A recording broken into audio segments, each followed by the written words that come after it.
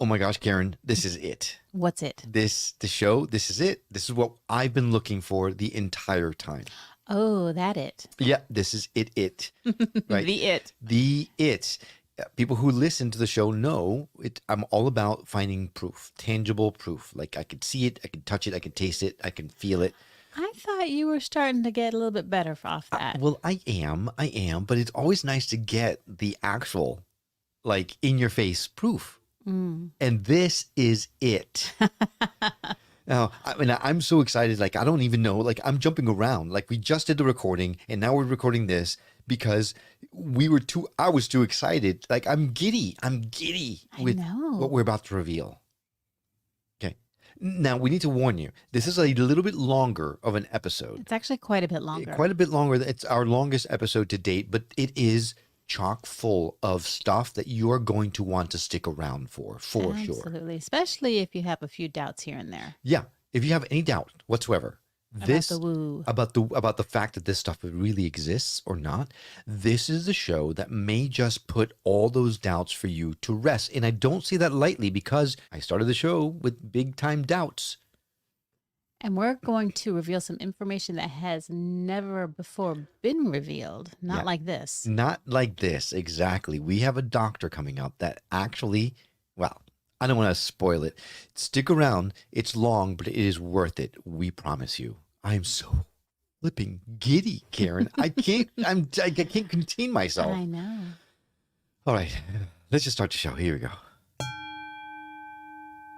Karen. Yes. You remember our friend Jennifer Foster. Of course I do.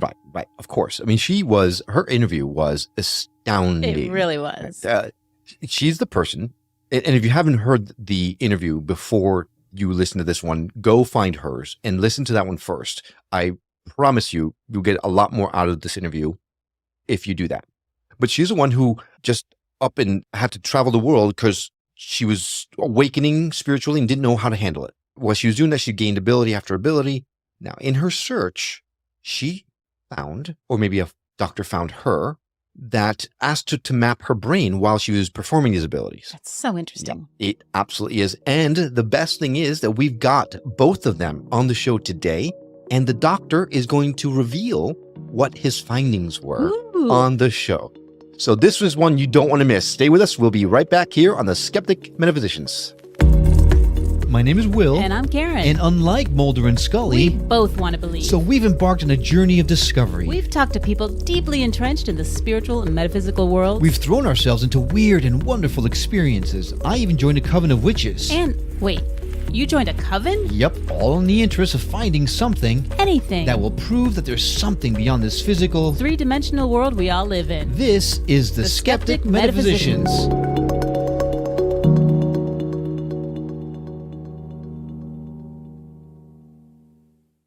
Welcome to the Skeptic Metaphysicians. I'm Will. And I'm Karen. And today we have a special treat. And I know I say that sometimes, but this is truly a special treat because it goes right up both of our alleys, Karen.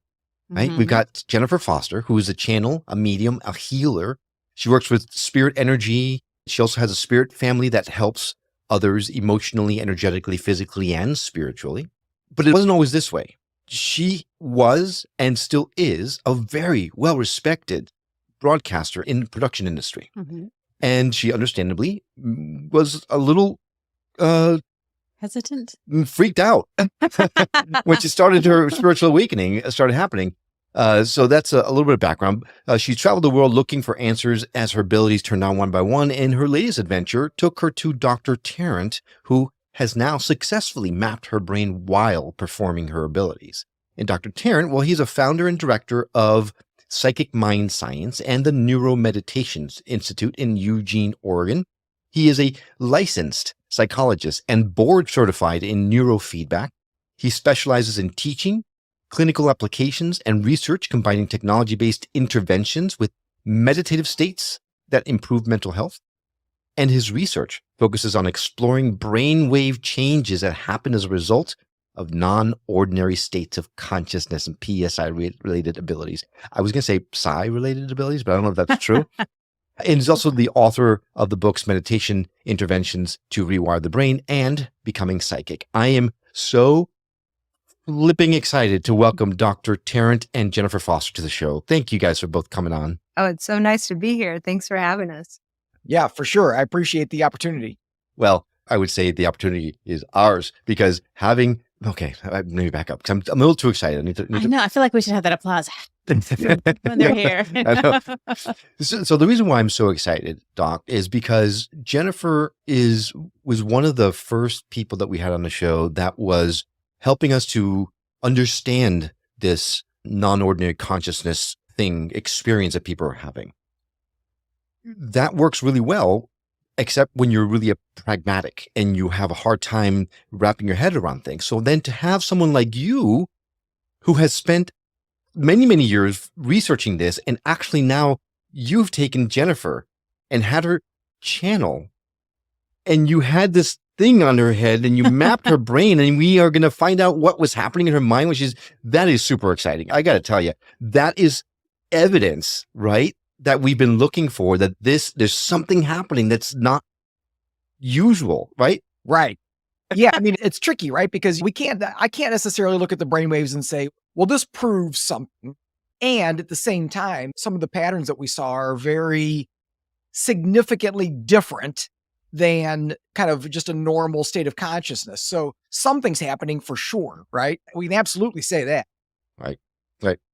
Well, just like when I first attuned to Reiki, and that was my first feel of something else beyond the physical, because I actually felt the energy for the first time.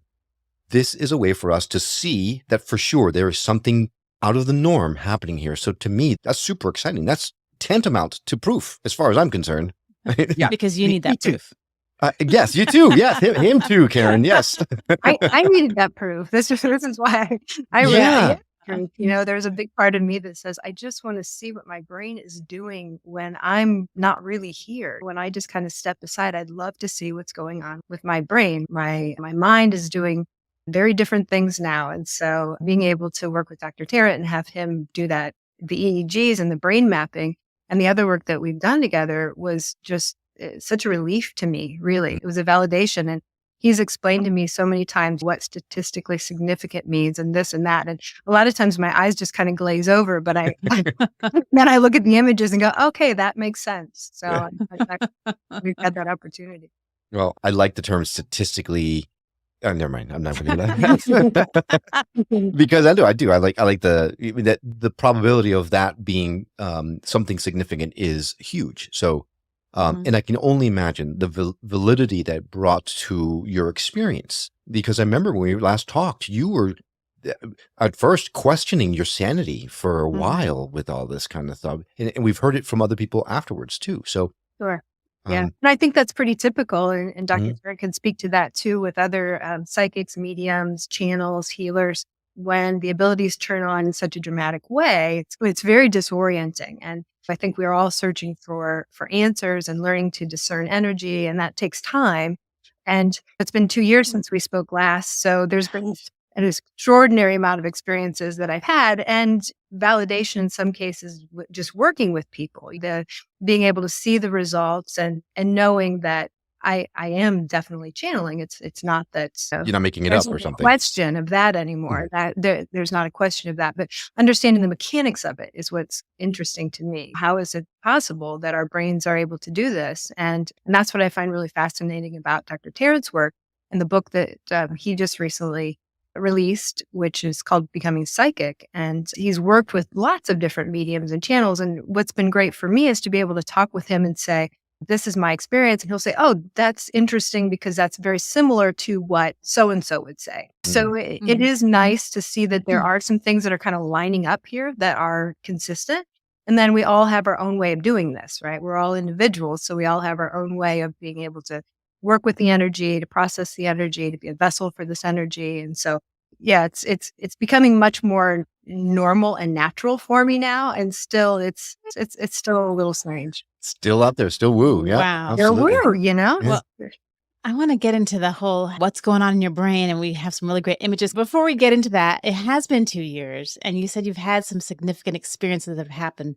What kind of significant experiences? That's got me excited. Oh, I think I have to come back on to talk about some of those because I'm in the process of writing a book about some of them. And I mean, it's been everything from doing what's called entity extractions, which some people may call exorcisms. What? I've had these experiences. I've had another almost near-death experience with me, which I think you're familiar with, the being thrown from the camel and almost dying and that experience. And then how that lined up afterwards. I mean, the universe is just continues to amaze me and the way that things unfold and the way things happen. But I've been all over the world since we spoke. And I think the last time I spoke with you, I had already been around the world twice. So I was guided very clearly to go to Israel and Palestine in July. And I ended up spending a month there in August before going on to Rwanda in September. All of that was guided. That was just go here. It's the last opportunity you'll have to do this.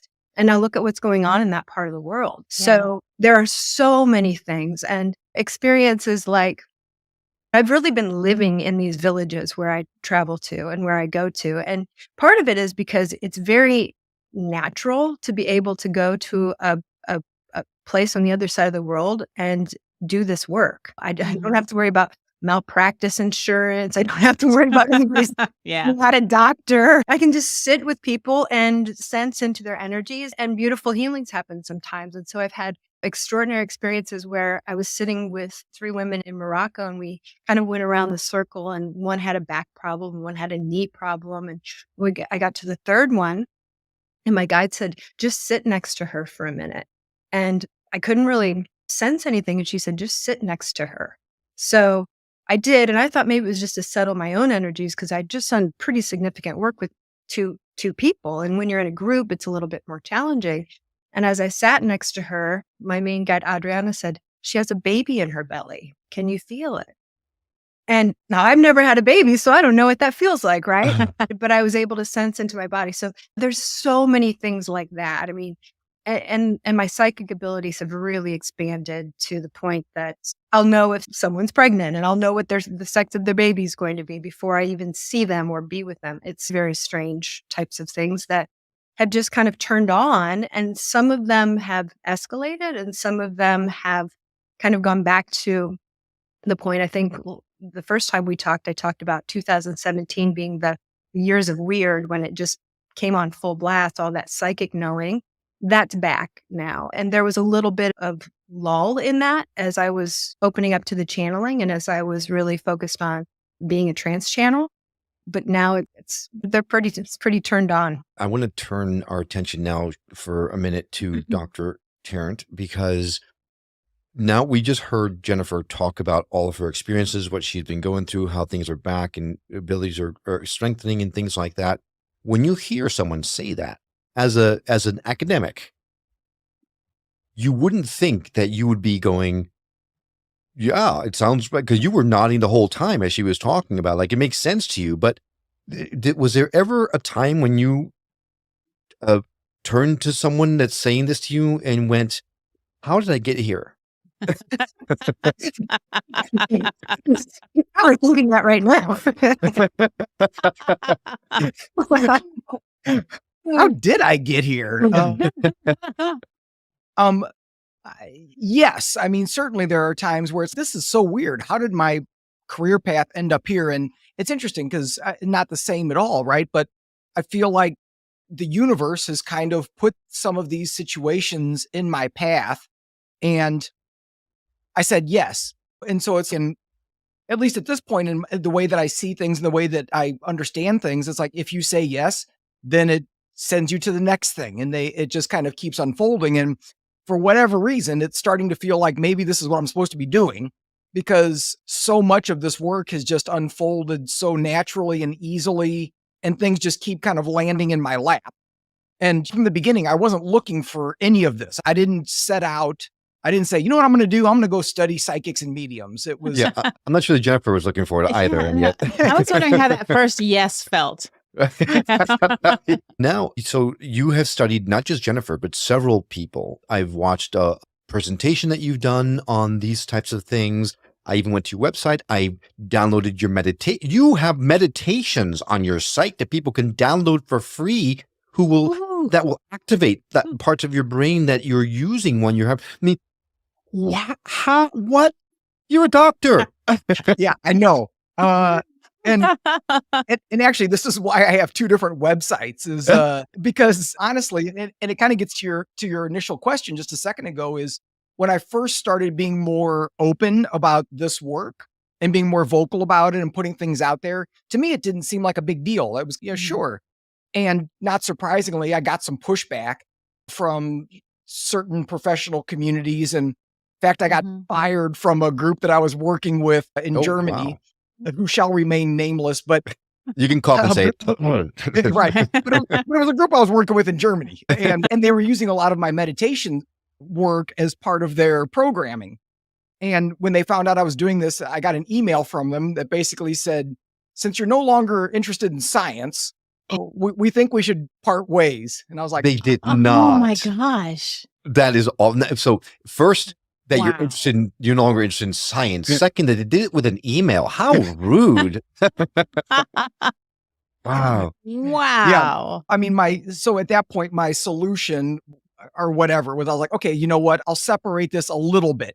Anybody that Googles me, you're going to see both things, but kind of keeping some of the neuromeditation stuff separate from the psychic mind science stuff. I mean, I understand for some people, this is too much for them to digest and it makes them uncomfortable. And so I don't want to eliminate those people from some of the other work. So I guess it's the price you got to pay, right? Right. Yeah, no, unfortunately, that is the case that now in this world. Hopefully soon enough, it won't be anymore. People will realize, I don't know. That's amazing though. Yeah.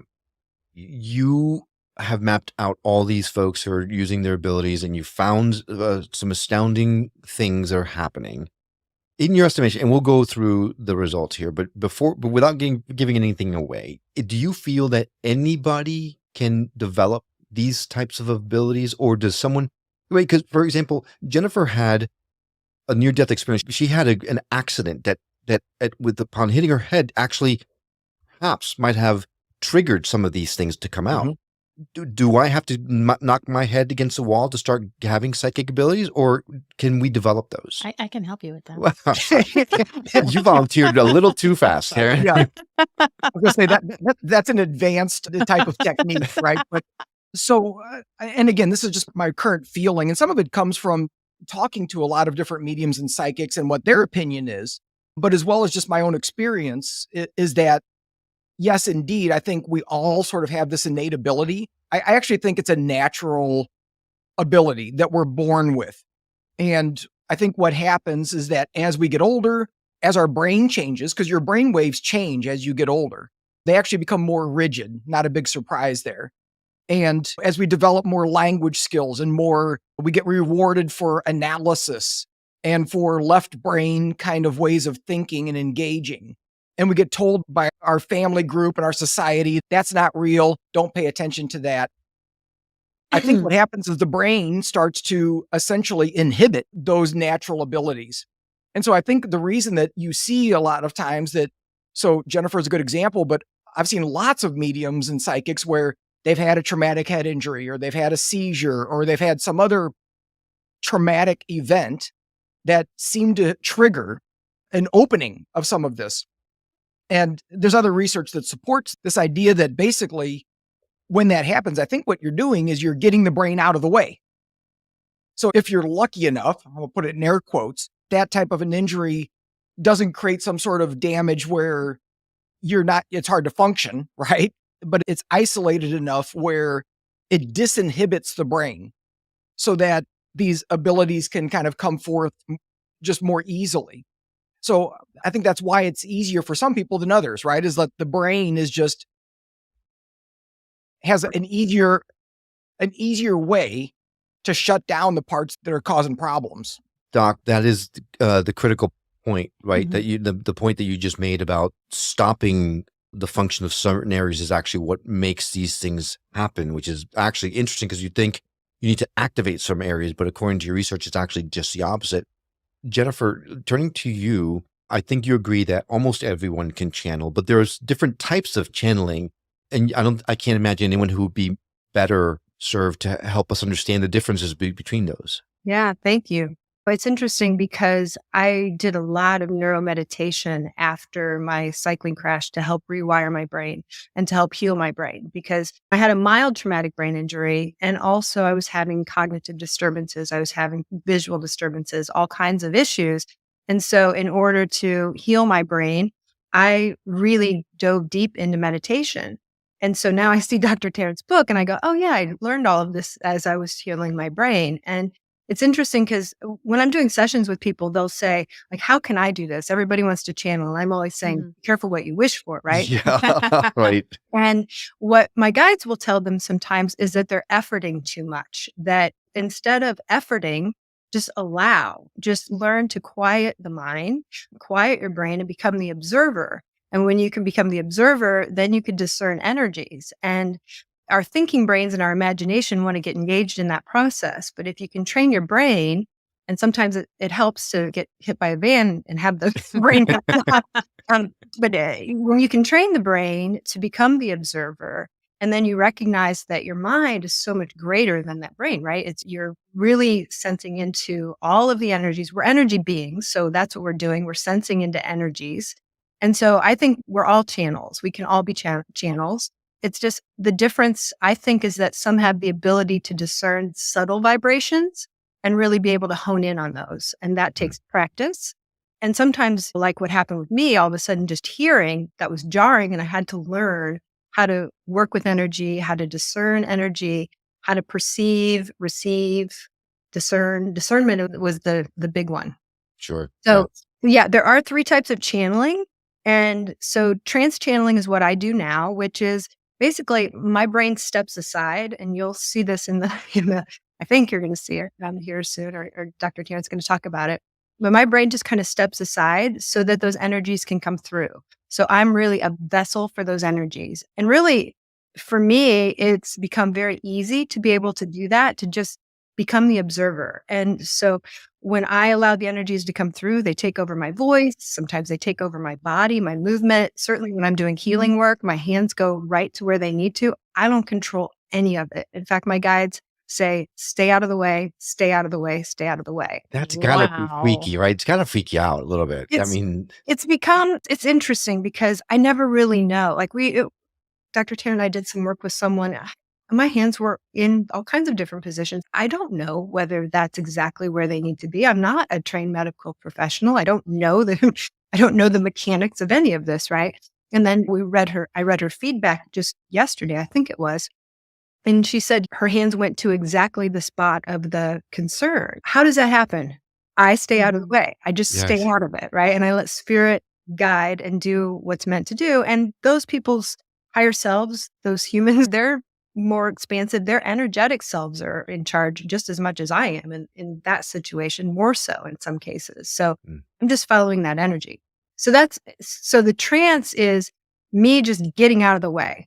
And then there's 2 other types of channeling that are more common. I think intuitive channeling is what I think almost all of us are. Everybody has the ability to listen to their own intuition, to their gut feelings, to their own sense of knowing. I'm sure this is something that all 3 of you can relate to, that you just have this knowing, right? That something is,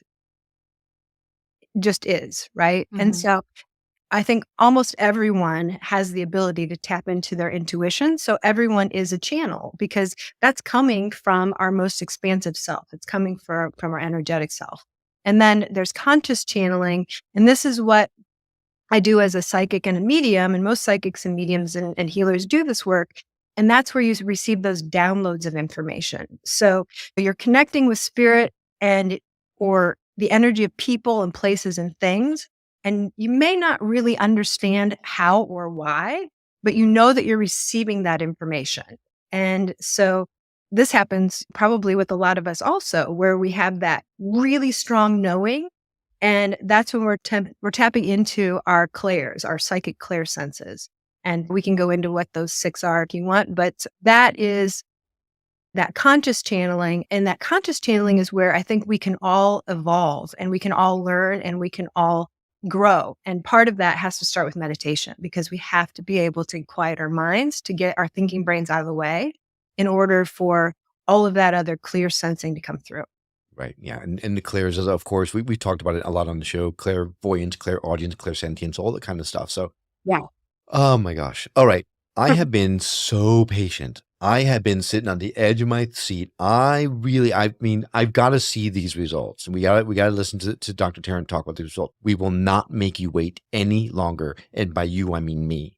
Before we reveal all that stuff, just a quick disclaimer. If you're only listening to this show, I urge you to go either to our blog, we'll post the pictures there, or go to our YouTube channel and watch this, because Dr. Tarrant's going to be speaking to certain slides that he has sent to us with results. So you'll see those visually.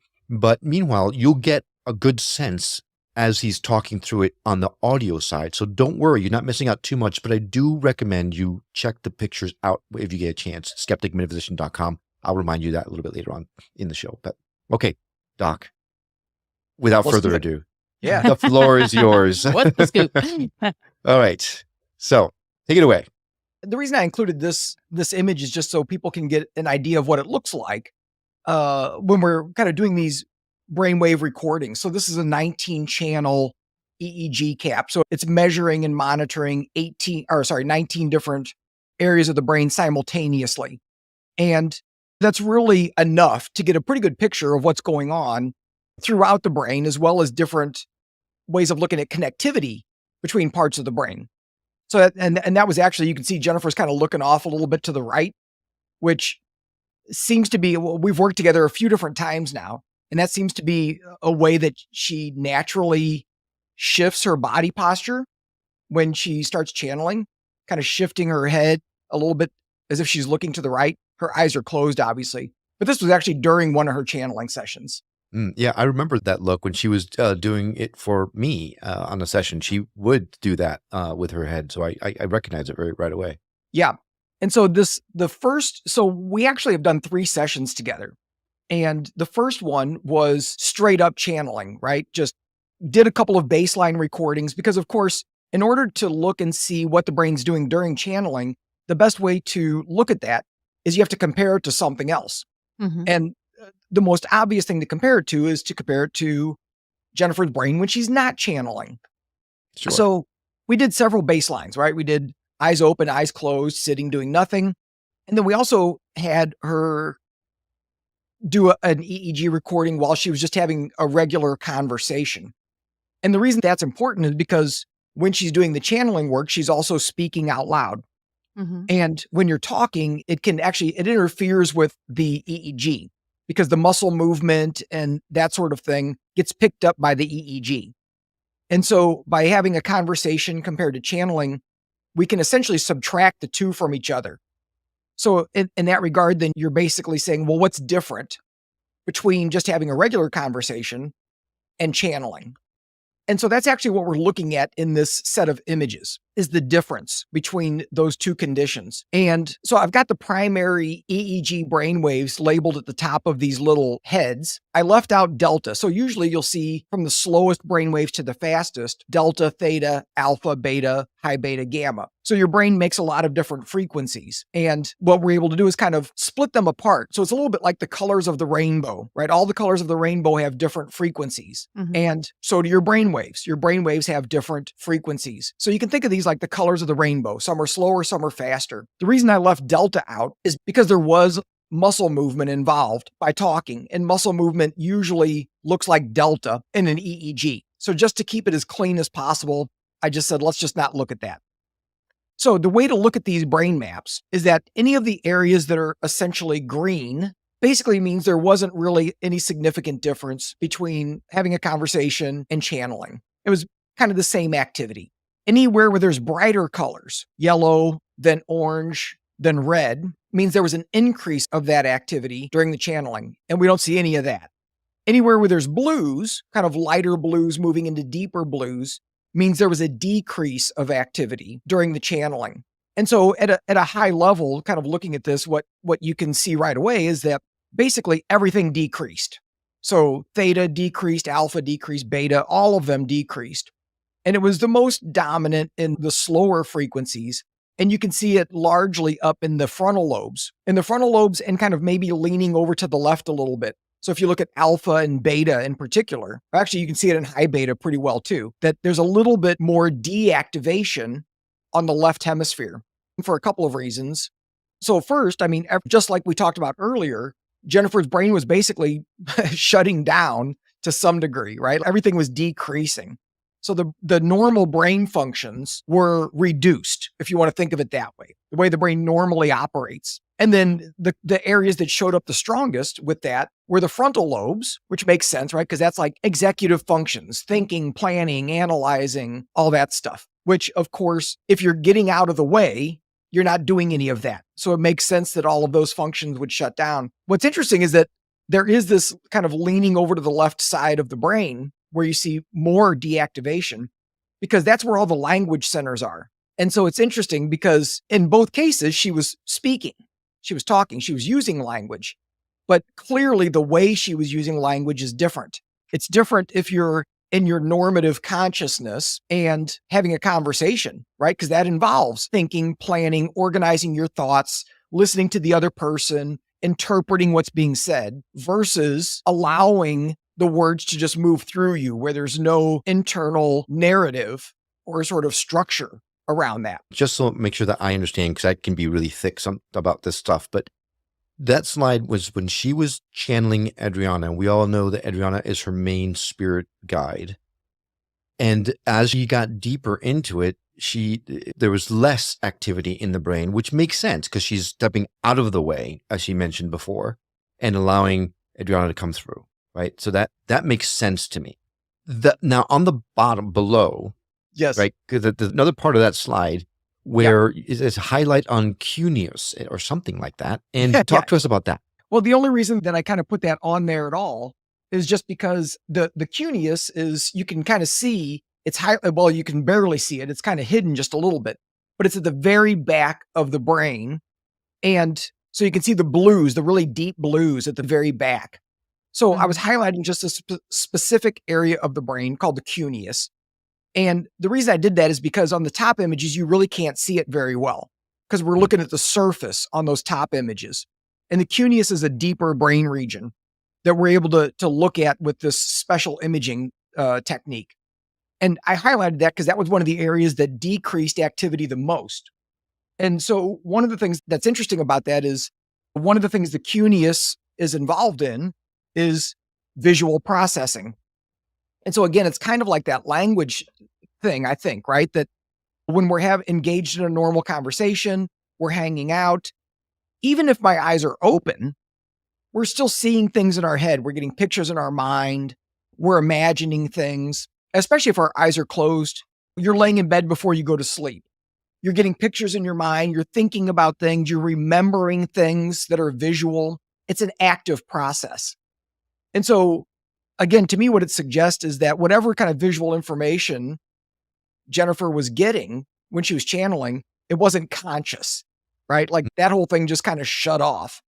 Nothing to do with her. Like she wasn't creating that. That would be my interpretation. Yeah. I love that. Jennifer, what thoughts? Wow, right? When he first showed me these and was walking me through it, he said, "So here, where'd you go?" And I'm like, "That's what I want to know. Where do I go? Where is the me that's sitting here talking to you right now? Where do I go?" Because I really do my best to not interfere whatsoever and to not have my own thoughts. And when I do have the thoughts, I absolutely observe them because I know that it is kind of getting into the mix, especially if I'm channeling with someone else. I don't want to interrupt what's coming through, right? And so, that was my question too, is like, where did I go? Dr. Tarrant, where did she go? Can you map that? I wish. Yeah. There's a lot of things I wish I could do that the technology hasn't figured it out yet. So, okay. Do you remember what you're channeling? Yes, most of the time. Most of the time. I'm not so deep in a trance that I'm not aware of what's being said. You know, my memory's not so great anymore, honestly. So I don't remember every detail that is discussed, but I do remember. It's if I were just observing a conversation. And do you hear actual words in your head, or is it just Like a Like knowing. It feelings. depends on what I'm doing. So in what we were doing there was trance channeling. And so no, I hear it as it's coming out of my mouth. I like really like an observer. I don't control it and I don't know what's going to be said until it's said. And so that's it. I'm an audience in that way in some cases. There are other times where I hear and then I will share that. Sometimes I'm channeling someone that's not my team, or if it's another spirit or someone, loved one, or even animals, or, I'll hear trees. I mean, I will hear, and then I have to go, okay, I heard that. And then I'll say it back. But when I'm doing this type of channeling work, it really is, and I tell people that all the time. I have no idea what's going to be said. The vulnerability that's involved in that, that's It's huge. my biggest challenge. Really, is Yeah. I don't control it, so I always want everything to be said to be aligned with my integrity and truthful and beautiful and all of those things. And once it's out of my mouth, So it explains a lot when I'm driving the car and someone cuts me off. I definitely don't know what's coming out of my mouth. That must be what's happening, right? That's got to be. You're channeling something. Yeah. I don't think you can blame that on channeling your highest self. I don't think that. Come on, Doc. Yeah, Throw me a Chris bone. Lewis. there's a difference. And the ego gets involved in there sometimes too, right? Right. But that's Maybe- what has to stay in check during the Right. channeling is the ego. Well, then Doctor, you also had Jennifer, not just channel Adriana, you also had her do some other things. And we've got another slide that we'll go to now, if that seems right to you. Sure. Yeah. And this can be relatively brief. Jennifer switched from channeling Adriana to more of an angelic being and Jennifer, you can correct me, but is kind of part of her team of guides, helpers, whatever the right term is. Is that fair, Yep. Jennifer? That's Okay. right. So the reason I was saying we don't need to linger on this too long is because actually the images are pretty similar. If you look at this and you look at the other one, the patterns are similar. It's a huge decrease. This one actually looks like there's maybe a little bit of an increased decrease. That doesn't make sense. There's I was thinking that though. yeah. A stronger decrease. There was more or less. Yeah, there's more or less. There's a stronger decrease of activity, which may or may not be relevant. But the other thing that I wanted to highlight on the bottom on this one was I'm looking at gamma activity, and gamma is the fastest brainwave that we measure. And it's involved in lots of different things, but at a real basic level, it's got the closest connection to blood flow of any of the brainwaves. So when there's more gamma, there tends to be more blood flow, less gamma, less blood flow. So those areas are shut down. And so again, I highlighted a couple of the areas that showed up strongly. And there's the occipital lobe again, the back of the head, that visual processing. So not a big surprise because we saw that with Adriana. But then also the inferior parietal lobule. You can see the little wings kind of on the back quadrants of the brain. And then the posterior cingulate, which is a deeper structure kind of in the middle and toward the back, central of the brain. And those two areas are really important in this case because both the inferior parietal and the posterior cingulate are major parts of something called the default mode network in the brain. And the default mode network primary job is creating a sense of identity. It's kind of like the physical structure of our ego. So how we define ourselves, who we are, how we see ourselves in connection with the rest of the world. So you see these like basically shutting down. And so I think that's really relevant. It's also a similar pattern to what you see with people when they're in a psychedelic state, is that the default mode network shuts down. It gets out of the way so that you can open up to larger possibilities. Right. So I thought that was pretty cool. Very cool. Very cool. So that posterior cingulate, to me, surprisingly close to where people believe the pineal gland. Thank you. Yes, the pineal gland. Right? Could that possibly be the mythical pineal gland in action right there? I don't think so. The pineal gland is going to be a little bit deeper, and I really can't get close enough with this kind of imaging to see the pineal. That's a question that always comes up. Can you see the pineal gland? It's well, not really. It's a little too deep for this kind of imaging. And so, but I do think sometimes we can get what's the word that I want? A proxy of what's going on with the pineal gland from right at the center. So dead square in the center of the crown. I think sometimes when we're seeing interesting activity there, it may be related to pineal gland activity. Okay, that's pretty cool. Yeah. Yeah. I'm sorry. I'm Yeah, geeking I've got a out. cool job. You So- do Very have a cool. cool Oh my job. gosh. Yeah. All right. Ah, German people. All right. Well, the next picture is a photo of Jennifer working with someone else with the same little shower caps on. Yeah, they're matching. They have matching shower caps. Yeah. And so what we were doing here was, so this was the second time Jennifer came up, and we decided to focus on healing. And we did 2 different sessions with the same person. And so this was a friend of mine who volunteered to participate, and she did have some stuff that she wanted to work on. So that was great. We did 2 different sessions. One that was, and maybe Jennifer could describe them, but one was more of a channeling healing, or that's what I'm calling it. And one was more of a hands-on energy healing with the volunteer on the massage table. Jennifer, I don't know if you wanted to say more about that. No, that's really what it was. The first was Adriana and my guides were speaking with her and talking with her about some of her emotional challenges, some of which were linked to some of her physical challenges, some things that were going on in her physical body. And so we very quickly kind of got to it. And so we spent a little bit of time just in kind of like talk therapy, really, but coming from just extraordinarily beautiful beings who have some insight that I certainly don't, right? And That's an so- extraordinary counselor right there. yeah.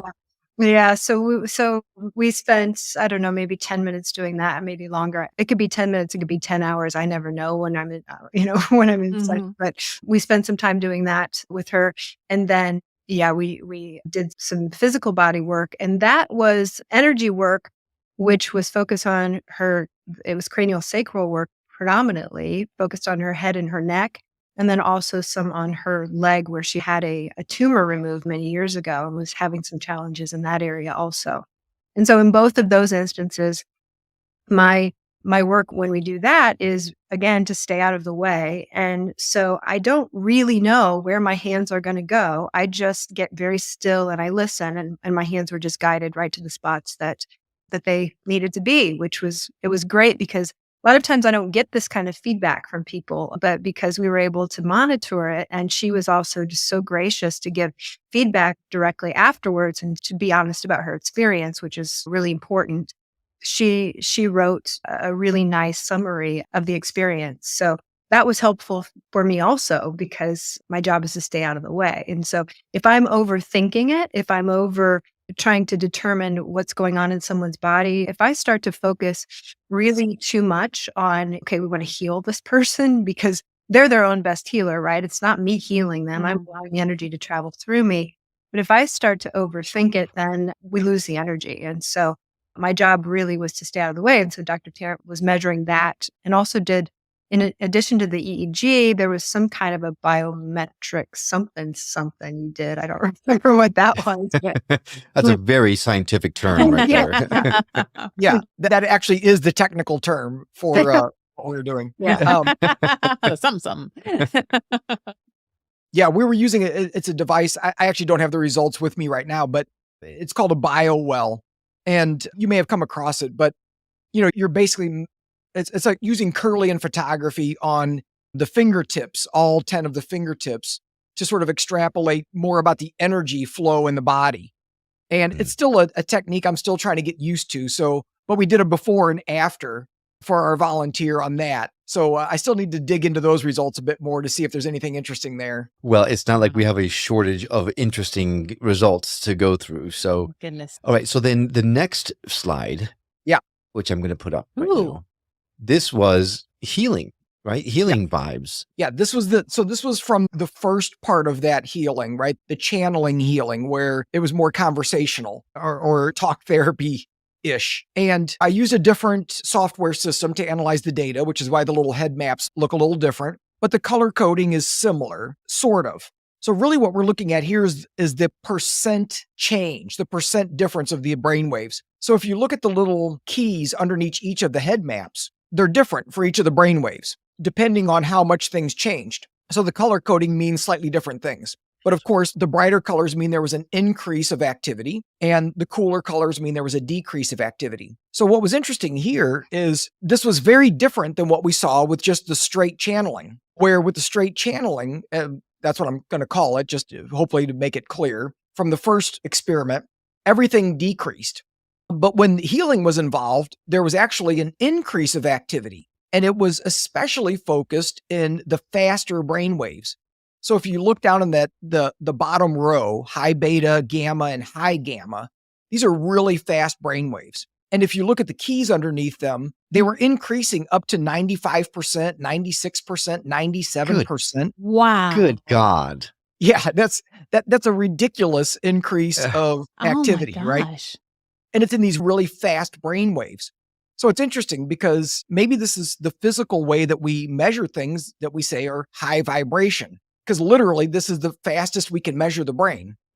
And again, what's kind of cool is it's showing up again, where at the back of the head is the strongest. So this more visual activity. So again, I don't know exactly what it means, but what I would wonder is that increase of activity back there related to somehow seeing, whatever you want to think about that, clairvoyantly or in some other sensory way, seeing what's happening during the healing process, right? And engaging with that in a way that's obviously very different from just hanging out and having a conversation. Jennifer, this must be incredibly validating for you, because I, as a layperson, can totally see the changes in your brain when you are channeling and just stepping out of the way, and then to where you are channeling, but then healing, where you're stepping out of the way, but something or something's coming through you and raising act. You can clearly see the differences. And that, to me, I mean, Doc, you say there's not proof, but come on. How much more proof would That's someone pretty need? proofy. Yeah. That's incredible. It really is. Yeah. You know, Yeah, it's anecdotally, when I'm working with people, they'll sometimes express what's going on. And that's wonderful. And also to be able to see this and say, okay, I do see that there's something that's actually happening here. Yeah. That is Yes. pretty significant. It has been, it's validating, I guess is the word for me. Mhm. Although the more work that I do, the less doubt that I have that this is truly a gift that I'm so grateful to have been given. Yeah, of course. And what a gift. Not just that you got, but the gift that Dr. Tarrant is giving us Ah. and giving us a validation. Like, this is, Doc, you are performing a service, not just to Jennifer, which is a huge for her, but for humanity, for us to be able to see it with our own eyes, that there is something absolutely happening here. So thank you for that For service. so many people that are going through this thinking that they're losing their minds or that they're imagining it or that this can't be real. I mean, this is fantastic for them. Yeah, absolutely. All right. Well, we got a couple more slides before we're done. Let's go through Sure. it as quick as we can. Here's the next one. Okay, so this was when Jennifer transitioned over to the massage table. So the volunteer was laying on the massage table and Jennifer described it as more craniosacral-ish, right? Kind of putting hands on and moving to where she was guided. And it's interesting because, again, we see this increase of activity, not quite as dramatic as before, if you look at the percentages, but it's still increasing about 50% more than baseline, which again, especially with gamma, is a lot. That's a huge increase. Right. But this time it's up in the frontal lobes. So to me, this is all really interesting because it's like, what does all this mean? And it's, well, I don't know exactly, but one of the things, so of course the frontal lobes, we talked before about it being involved in analysis and executive functioning. And obviously, I don't think that's what's going on here, but the frontal lobes are also involved in focused attention. So if you're putting all of your attention in one spot, then those frontal lobes are going to light up. And so it could be possibly some of that. It could have something to do with however the process works for Jennifer. But for me, one of the things that I think is really important to note is that clearly the brain, it's shifting dramatically, and it's shifting dramatically differently depending on what kind of work Jennifer's doing in that moment. And so I think it points out that even within one gifted medium psychic, that it's not just one thing that's going on. Yeah. It depends on what you're doing and how you're engaging, that the brain may shift very differently depending on what the exact skill is. Wow. You know what First I of all- think is also interesting about this is that we received feedback from the person that I was working with, and I'm just going to read it to you because I think this is where it gets even more interesting and there's more discovery that we can do. But she said in this one little part, she said, during this portion of this session, I would become aware of my body and notice the intense activation I was experiencing. My whole body was buzzing, tingling, and feeling very light. Temperature fluctuations kept happening, but my inner core stayed really warm while my skin felt cool and activated. I could feel myself subtly swaying, moving energy through me. Oh my gosh. Wow. So I'm feeling what's going on in my body. She's feeling what's going on in her body. Energy is just like swirling around, right? Wow. And then the brain's doing what it's doing. So Yeah. it's so beautiful.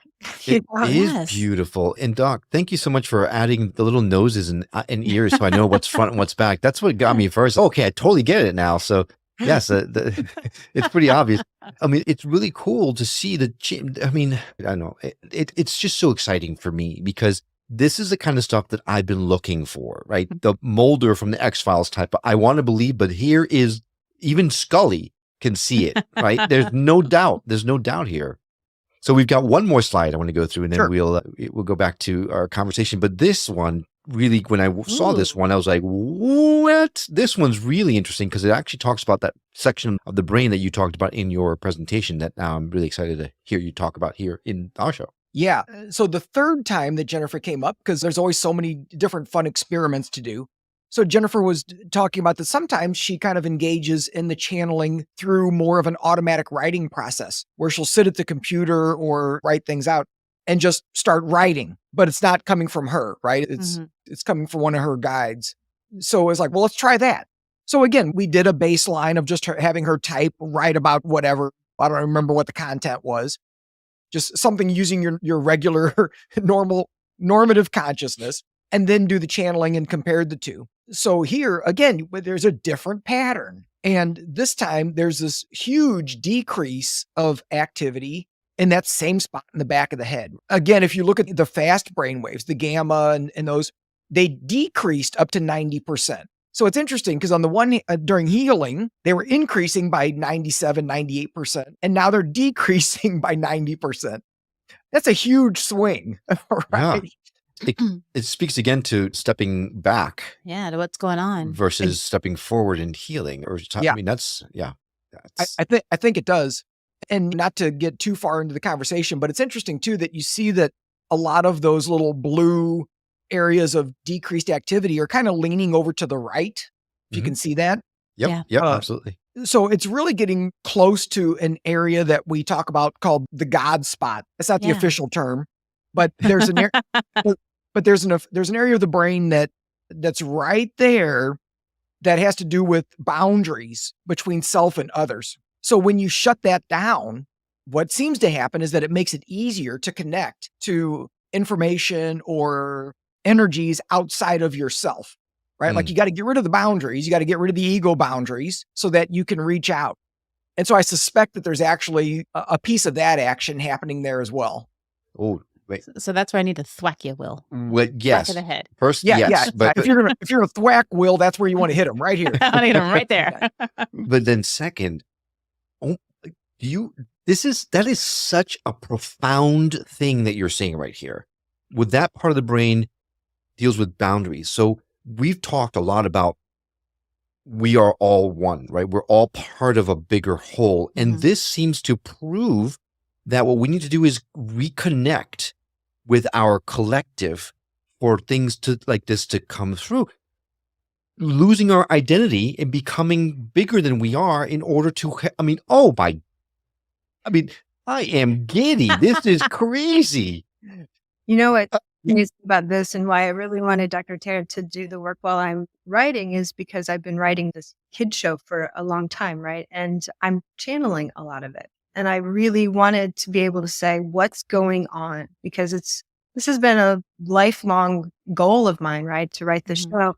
And now it's coming out in different ways than I ever thought imaginable. And I'm channeling a lot of it. And it's challenging for me because it's not what I thought it would be. And I'm seeing new characters come out of nowhere and I'm reading them the same way as when I'm sitting in a channeling session and I'm hearing something come out of my mouth. And so it's been a really strange process for me and also something I'm really excited about because the way that the information is coming through, it's all about what you just said, Will. It's all about unity consciousness. It's all about love. It's all about kindness and empathy and understanding and being with each other and being instead of doing and all of the things that the show's for kids. And I think this is the most important thing we can be teaching children. Yeah. Oh my But God. that's the type of stuff that's coming through when I'm channeling the show now. And it's been a heck of a couple of years process because, I'll go so I can far and then imagine. it'll stop. And that's the one thing, because I don't control this, I'm living a life of surrender here, because there are times where it's like I'm writing, and then it just comes to a complete halt. And that'll happen for months. And I'll recognize, oh, well, I had to learn something else. There was something that came in that I had to, me personally, had to work through. And I had to understand more of my own journey before I could continue on and get more information. So I'm being kind of spoon fed from the universe Right. and from source, some of this full information, but I don't control the timing of it either. So I Yeah. can't imagine how challenging that must be, especially if this has been a dream that you've had for so long and Yeah. you've kind of had an idea and now you're kind of out of control of it. I Mm. came up with the idea about 12 years ago. And I've always known it's one of the reasons I'm on this planet is to write this show. And so now it's something I didn't see coming. I never imagined it to be what it is right now. Divine timing. Yeah. Oh my gosh. Yeah. But I got literal full body chills as you were talking about that unity consciousness and stuff. That is absolutely what's happening here. And really, some of my favorite books, Conversations with God, Oneness, they were all channeled works. Yeah. And that is spectacular. So I can only imagine this kid show is going to be something else. Ooh. I cannot wait to see it. You've done this same mapping thing with other people. Have you found the same types of results with that are consistent across others as well? Yes and no. That's the kind of answer you want, right? Well, so I can answer for you. The ones that you did get the same results were the legit ones. The ones that you didn't were the fakers, right? That's what you're going to say. Not exactly. I've actually had the But good, well, I've had the good fortune of the vast majority of the mediums and psychics that I've worked with are very highly skilled. And so I've been lucky in that regard, or whatever, right? Divine timing. However it worked out. But so that God spot thing, like that shows up a lot, particularly with mediums. It shows up frequently, not 100%, but a lot. We also see some of that frontal lobe activation in certain states, especially more psychic states. That shows up pretty consistently. The occipital lobe shows up a lot in different ways, but it varies. Sometimes it decreases activity, sometimes it increases.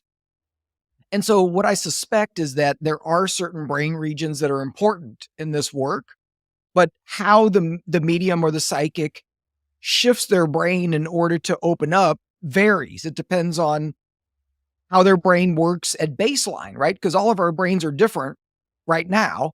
So why would we all shift them the exact same way? So I think what happens is everybody has to find their own path to get the brain shifted so that it can receive whatever the frequencies are. And that might look a little different, even though there are certain regions that seem to be pretty consistent. have you found any difference between people who have just grown and developed their psychic abilities on their own versus people who have had an accident, and a head injury, and developed psychic abilities that way?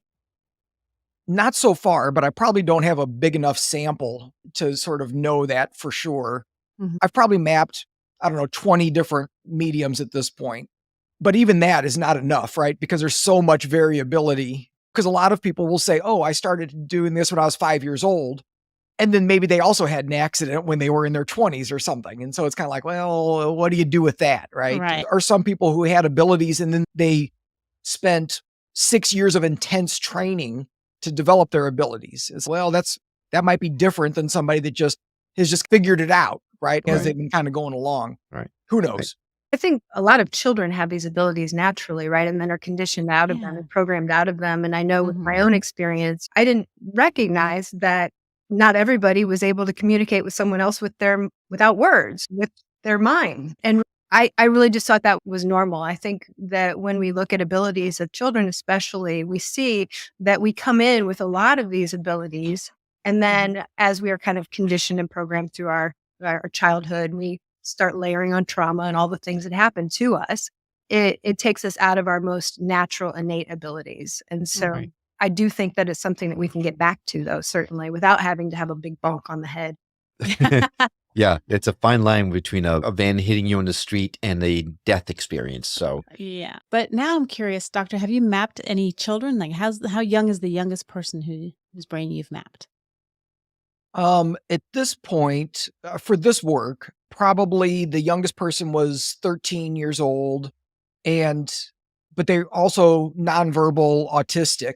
And so it kind of goes a little bit, I think, to what Jennifer was saying, because I've had the opportunity to measure 3 different nonverbal autistic individuals who are 100% telepathic with their primary caregiver.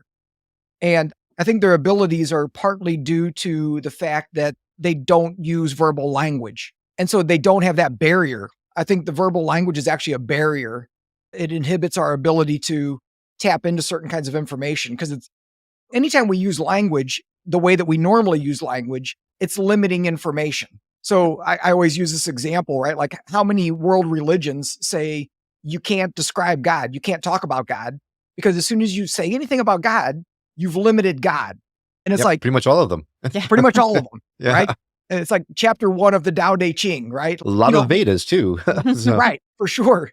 And so, but I think it's a good lesson with other things too, because anytime we talk about something, we've limited it. And so I suspect that folks who don't have, either aren't born with this sort of what we would say is sort of natural language ability, they might be more telepathic for longer just because it's more, there's nothing to get in the way. Have you mapped regular people that have no psychic abilities at all? Because I've always wanted to go to Oregon. Oh, yeah. Yeah. I mean, I've been mapping brains for 25 years, but it was all in sort of mental health kind of perspective. So, but have you mapped someone who for sure has absolutely no psychic ability? Because like I said, I love Oregon. And I'll tell you what, come out here and visit. We'll map your brain and then we'll zap your God spot and see if it doesn't turn something on. Well, And I'll thwack him if it doesn't work. Can The you, 1-2 punch. Yeah, no, hang on. Can you elaborate on zap my brain, my God spot? Because that doesn't sound very fun at all. I'm sure it does. I'm against electroshock therapy, just so we're clear. Yeah. I probably should use more specific scientific language, but so you can, and there's actually lots of research with this of using things like repetitive transcranial magnetic stimulation. You can pulse slow brainwave frequencies into the brain to temporarily shut things down. What? And so actually a study just came out recently where they did this is a research study that was published in a peer-reviewed journal. They applied RTMS to the left prefrontal cortex and then had people do telekinesis activities. And they were much more successful when they shut down the left frontal lobe. So we know that we can kind of shift the brain and kind of get it out of the way so that people can access this stuff more easily. Right. I guess that's the same general principle, but different from the binaural beats kind of thing, where you use different wavelengths in each ear to activate a certain part of the brain. And similar but different. This is a little more specified. And binaural beats and other kinds of entrainment technologies are usually just increasing something, right? You're adding to, but with other tech, you can suppress activity as well. Holy smokes, guys, this has been fascinating. And we have just scratched the surface. And that is literally the biggest on the nose statement I have made in the show in 3 years of doing it. Mm-hmm. There's so much more to this, but what you have shared with us today is so truly earth shattering for me specifically that I just can't imagine now going back to life the way it was before we talked. It's incredible. Good. Thank you. Look, we've changed your life. Yes, you have. And if you're listening or watching this show and this has touched you as much as it's touched me, love to hear from you. Let us know, what do you think about this? Does it make sense? Can you punch any holes in it? Do you want to go to Oregon with me, right? There's so much to talk about this. I really would like to hear your thoughts because it's touched me tremendously. I'm sure it must have touched many people out there right now as well. Doc, Jennifer, thank you so much for coming on the show. We are honored and thrilled to have had you and be able to share your results with the world. And I know that this is just the beginning. So thank you for what you're both doing. So grateful. Absolutely. Thank you both. Appreciate it. Yeah. Thank you. And thank you for the universe conspiring with us, because it's great to be back with you. And a huge thank you to you. If you know someone who would benefit from hearing the message we're sharing on the show, do them and us a favor and share the show with them. It will help get the word out about us, and it might just change someone's life for the better. Well, that's all for now, but we'll see you on the next episode of The Skeptic Metaphysician. Until then, take care.